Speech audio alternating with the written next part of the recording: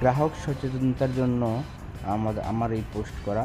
বর্তমান সময়ে বৈদ্যুতিক ট্রান্সফরমার চুরি করতেছে।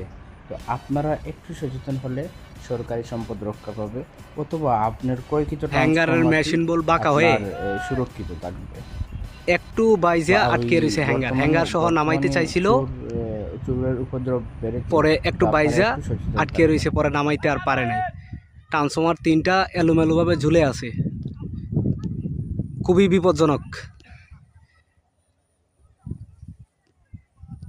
মেশিন বোল্টের নাট দুটার খোলা, একটু বাঁকা হয়ে বাইজে আছে, কোনো রকম রিমুভ করতে গেলে যে কোনো সময় দুর্ঘটনা ঘটতে পারে।